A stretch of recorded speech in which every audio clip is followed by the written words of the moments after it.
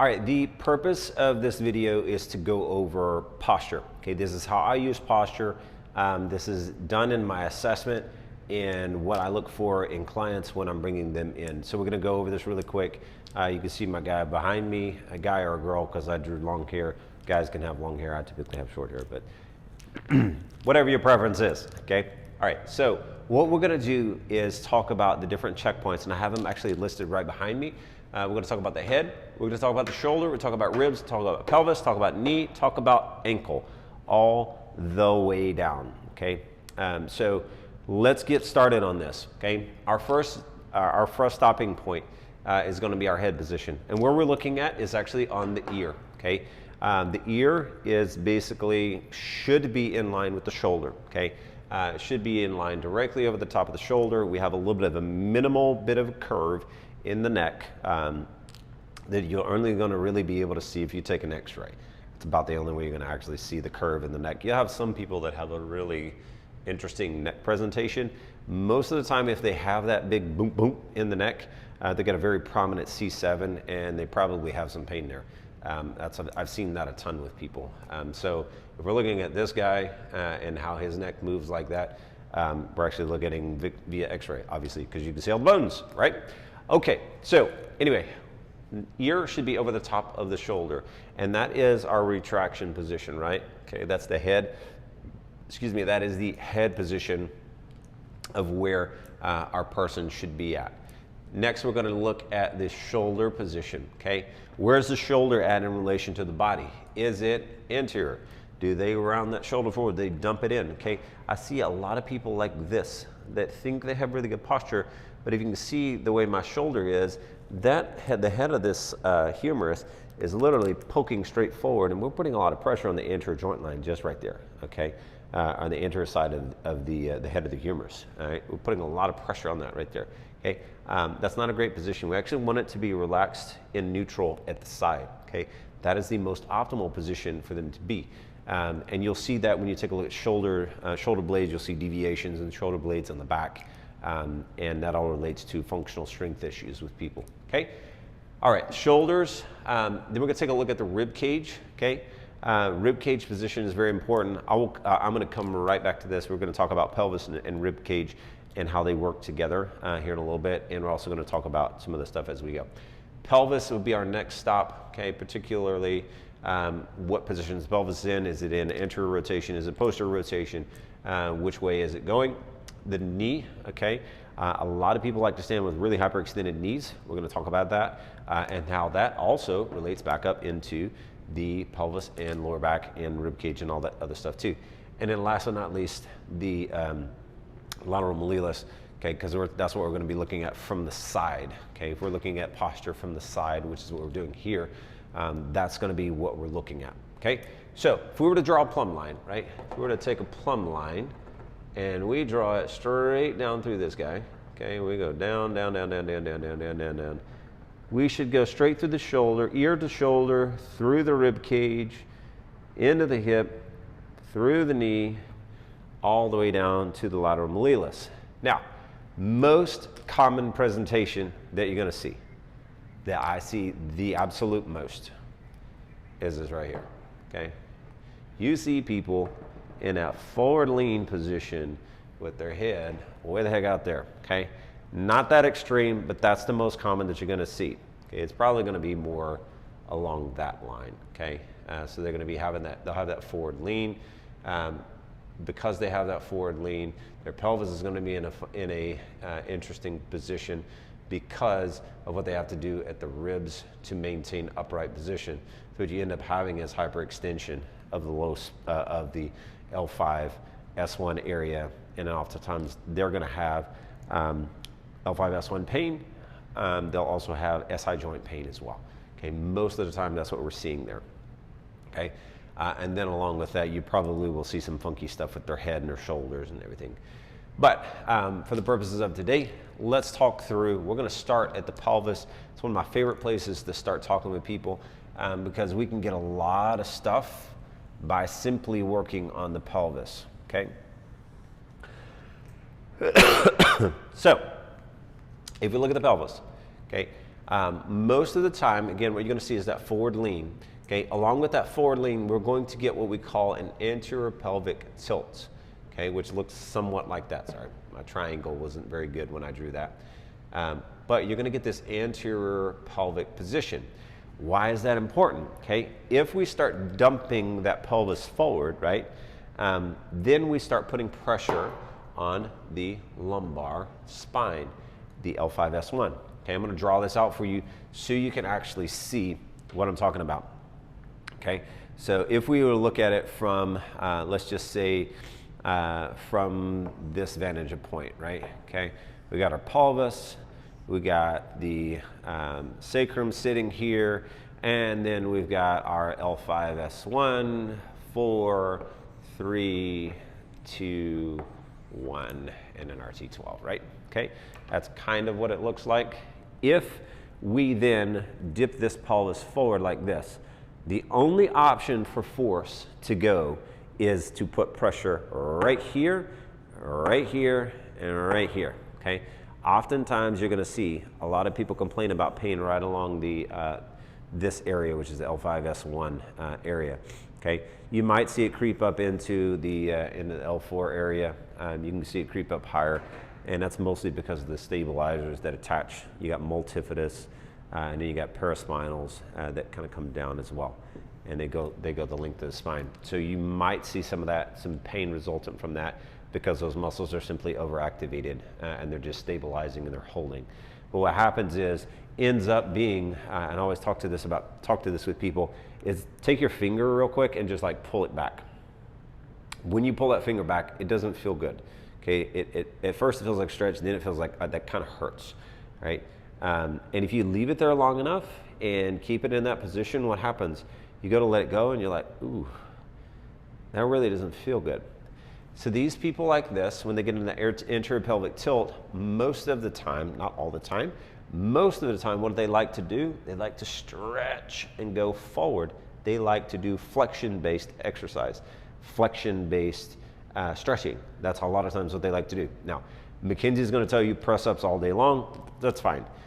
They may respond to that, they may not. I can tell you from my experience, what works the best is that if we can start to get them back to that more neutral pelvic alignment and get them out of that, they tend to do way better, okay? And they tend to feel better, okay? I have a theory why extension helps with them. Oftentimes is because you're just squeezing the muscles to get blood flow in there, and it downregulates the nervous system response. That's my theory on why that works. Anyway, so that's pelvis, right? Okay, so we want to work on getting out of anterior pelvis into that more neutral pelvic position, because that's going to make the back go, ah, that feels so much better, right? That's what we want to see. Now, the next thing that we're going to talk about, because it's basically like right alongside it, is going to be our rib cage position. I'm going to pull this in a little bit closer so you can see. Okay, oftentimes when we get in this position, like if you see somebody's pelvis dipping forward like that, what you're also going to see is that rib cage start to poke upward. Okay, you're going to see them start to do this number. You see their chest go like this, and we've all seen those guys at the gym that walk around like they're too hot for snot, and they've got this kind of appearance. They got a really big bow sway back, right? That position is basically an open position on the rib cage. Again, not a bad problem. We should be able to get into and out of that position and be okay.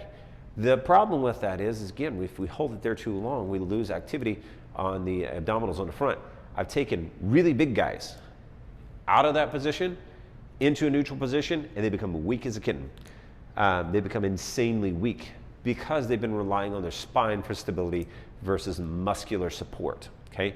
So what we want to do is get rid of that, okay, and go back to that normal rib cage alignment. That's what we want to see, okay?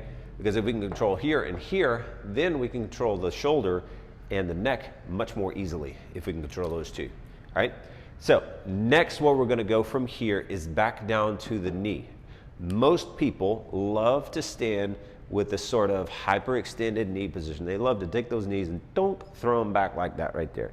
Okay, so what I'm going to do is show you what happens when you throw those knees back into hyperextension. When I go back like that, my hands go forward. When I relax back like this, my hands go backwards. Anterior pelvic tilt, posterior pelvic tilt. Anterior pelvic tilt, posterior pelvic tilt. Anterior pelvic tilt, posterior pelvic tilt. You start to see that when someone throws those knees back into hyperextension. So what my cue with pretty much everyone is to slightly unlock the knee, okay?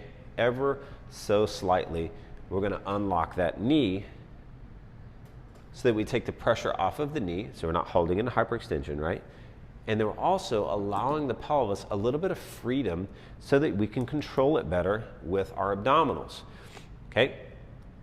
Now, let's take a second and talk about how we can control the pelvic position outside of just unlocking the knee. That's a really quick trick that works really good to take the pressure off, okay? Here is another thing that we need to be talking about, especially with our clients, is if we again redraw our pelvis on here, this time we're gonna be looking at the front side. So this is the pubic symphysis, this is a pubic symphysis, and if we're looking here, we're gonna make I'm gonna go ahead and put the sacrum in there, but for all intents and purposes, we are looking inward. That is the back end of the pelvis there, where that is, okay? You can see our pubic symphysis there now, okay? What attaches to the pubic symphysis is the rectus abdominis, the abs, right? So this is where we start seeing our 8 to 10, 12, whatever pack that people have, right? And they got this nice little, they're chiseled, right? Okay, that's what happens. So then if we take a look at where they attach, this thing actually attaches on the rib cage on the inner part. So this thing goes right here, okay? And it goes like that. Goes all the way to the xiphoid process, attaches in here in this kind of triangular space with the ribs, and then it goes down like so, okay? And the reason that's important is this muscle, rectus abdominis, can control both rib cage position and pelvic position. This is a real quick hack to get people out of the anterior pelvic tilt, out of that really upward position on the rib cage, and get them into a more neutral alignment, okay? That's a really, really quick way to do it by simply working on abs. That's why core strength is important, okay? So one other thing, another thing that comes in, not one other thing, but another thing that comes in are our obliques, right? Okay, our obliques come in on both sides and they attach on the pelvis, and they kind of actually they kind of come more like at an angle this way. I was kind of drawing it backwards there. They go in like this, okay? Why is that important? Well, if we look at our angle of pull, it's going to also help to pull the rib cage in this stacked position where the rib cage is stacked over the top of the pelvis. Okay, that's really important because we can start working then on some rotational based exercises, working on getting the obliques, so like one side of rib cage connected to the opposite hip. And we see this in what we now know as the spiral line. That is a myofascial line. Okay, now I know a lot of people don't believe in that stuff, but I'm telling you that's what's changed what I do with people. It's about knowing how things interact via the myofascial lines. But what's going on here is because we're connecting this side to this side and this side to this side, we create this kind of X pattern, right? And that X pattern gives us a little bit more support to the middle. And I know every single one of you have seen the little pooch that happens right here in the middle. It's called doming, okay? Happens a lot, okay? That happens as a result of transversus and obliques, okay? Weak transversus and weak obliques. So if we want to give our rectus a chance to help provide the stability, we need to be working on some rotational movement, okay? In both directions, to the right and to the left. That's going to help us out to get that rib cage and get the hips and pelvis in a good position, okay? All right, so we've talked about head. We have talked about shoulder. We've talked about ribs, we've talked about pelvis, we've talked about knee. Only thing left now is to talk about the ankle, okay? If you remember from other videos, we talk about the foot position, okay? Foot position is actually really important, okay? Because what happens there is if we can start improving our foot position, it changes what goes on here at the hip, okay? When we change what goes on at the hip, we change what goes on here with the obliques and here with rectus, okay? So what you want to do is work on creating a slight bit of tension there. And the reason that's important is that pushes our center of mass more towards, back towards the lateral malleolus in that general area, right? Okay, and then that allows us to center our mass all the way up the chain, okay? That takes care of the ankle. All right, if you have questions, let me know.